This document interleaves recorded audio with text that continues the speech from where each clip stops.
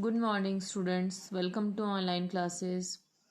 Hope you all doing well these days. Stay safe, stay home. Now, students, today I am going to explain chapter 3 बकरी का इलाज. So this is chapter 3 बकरी का इलाज. तो जैसा कि स्टूडेंट्स आज हम न्यूज़ चैप्टर स्टार्ट कर रहे हैं. प्रीवियस 2 चैप्टर हमने कंप्लीट कर लिया है. चैप्टर का नाम है बकरी का इलाज, चैप्टर 3. जैसा स्टूडेंट्स मैं पढ़ूंगी आप इसे समझेंगे. हरियाणा राज्य के एक ज़िले का नाम है रोहतक. इस ज़िले में सांपला नामक एक छोटा सा गांव है. वह कहानी उसी गांव की है. सो स्टूडेंट, जैसा कि बताया जा रहा है कि हरियाणा राज्य के एक ज़िले का नाम है रोहतक. ये कहानी सांपला नामक एक छोटे से उसी गांव की है. बहुत पहले इस गांव में एक हकीम रहता था. हकीम लालची था. वह भोले भाले लोगों से खूब पैसे ऐंठता था. इलाज के लिए उसके पास जाना लोगों के लिए व्यवस्था थी, क्योंकि पूरा गांव में वही अकेला हकीम था. तो जैसा कि स्टूडेंट्स बताया जा रहा है कि बहुत पहले गांव में एक हकीम था, पर वो क्या था, बहुत लालची था.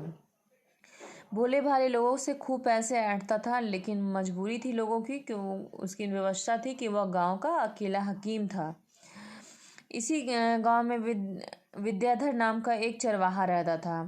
नाम तो था विद्याधर, लेकिन था बिल्कुल मूर्ख. उसने भेड़ बकरियों और गायें पाल रखी थी. एक बार उसकी बकरी बीमार पड़ गई. विद्याधर बकरी को लेकर हकीम जी के पास पहुंचा. हकीम जानवरों का डॉक्टर तो नहीं था, भला बकरी को दवा कैसे देता. उसने बकरी के इलाज के नाम पर पैसे ऐंठना चाहा. तो स्टूडेंट्स, बताया जा रहा है कि उसी गांव में विद्याधर नाम का एक चरवाहा रहता था. पर नाम तो उसका विद्याधर था, पर वो बहुत मूर्ख था. उसने भेड़ बकरियों को पाल रखा था और एक दिन उसकी बकरी बीमार पड़ गई. तो विद्याधर अपनी बकरी का इलाज करवाने के लिए हकीम के पास लेके गए. तो हकीम जानवरों का डॉक्टर तो नहीं था, पर उससे पैसे ऐंठने के लिए वो कोशिश करने लगा. हकीम ने विद्याधर से 200 रुपये मांगे और साथ में शर्त रख दी, मैं इलाज के पैसे लूँगा, चाहे बकरी ठीक हो या मर जाए. तो जैसा स्टूडेंट्स बताया जा रहा है कि हकीम ने विद्याधर से 200 रुपये मांगे और ये शर्त रख दी कि मैं इलाज के 200 रुपये लूँगा, चाहे बकरी ठीक हो जाए या मर जाए. बेचारा विद्याधर क्या करता, उसने हकीम की शर्त मान ली. हकीम ने बकरी को दवा पिला दी और अगले दिन पैसे लेकर आने को कहा. विद्याधर घर लौट गया. दुर्भाग्य से बकरी रात में ही चल बसी. बकरी के मरने का समाचार हकीम ने भी सुना. वह विद्याधर के घर पहुंचा और अपनी फीस मांगने लगा. विद्याधर ने रुपए देने से मना कर दिया. उसकी बकरी जो मर गई थी. तो स्टूडेंट, जैसा कि बताया जा रहा है कि वो हकीम जानवरों का डॉक्टर नहीं था, फिर भी उसने पैसे ऐंठने के लिए क्या किया, विद्याधर के पास शर्त रखी कि हम चाहे बकरी सही हो, इलाज करूँगा तो मैं पैसे लूँगा. तो इसी बीच में उसने बकरी का इलाज किया और बकरी के इलाज में उसे हकीम ने दवा पिला दी, जिससे कि वह अगले दिन पैसे लेकर आने के लिए भी कहा. तो विद्याधर जैसे ही घर लौट के आया, उसी रात उसकी बकरी का स्वर्गवास हो गया. उसकी बकरी चल बसी. बकरी के मरने के बाद ये बात सुनकर हकीम विद्याधर के घर पे आया और उसे पैसे मांगने लगा, जिसे देने के लिए विद्याधर ने मना कर दिया. दोनों में कहा सुनी होने लगी. वे एक दूसरे को भला बुरा कहने लगे.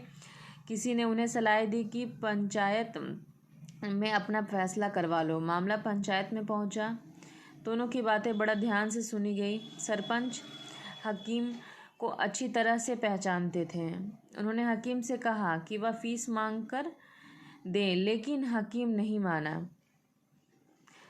सरपंच चतुर थे. उन्होंने हकीम से अपनी शर्त दोहराने को कहा. हकीम ने शर्त दोहरा दी. शर्त सुनकर सरपंच ने हकीम से पूछा, क्या आपने अपने इलाज से बकरी को मार दिया. हकीम ने उत्तर दिया, नहीं. सरपंच ने कहा, क्या आपके इलाज से बकरी ठीक हुई. हकीम ने उत्तर दिया, नहीं. तो सरपंच ने कहा, आपके इलाज से बकरी ठीक नहीं हुई, आपके इलाज से बकरी मरी भी नहीं. इसका अर्थ यह हुआ कि आपने कुछ किया ही नहीं, तो फीस किस बात की मांग रहे हैं. सो स्टूडेंट, जैसा कि दोनों के बीच में कहा सुनी हो गई तो लोग एक दूसरे को भला बुरा कहने लगे। तो लोगों ने उन्हें सलाह दी कि आप पंचायत में जाके अपना फैसला करवा लीजिए। मामला पंचायत तक पहुंचा। दोनों की बात को बहुत ध्यान से सरपंच ने सुना और वह हकीम की बातों को जानते थे, उन्हें पहले से पहचानते थे। उन्होंने हकीम से कहा कि वह फीस माफ़ कर दे, लेकिन हकीम नहीं माना।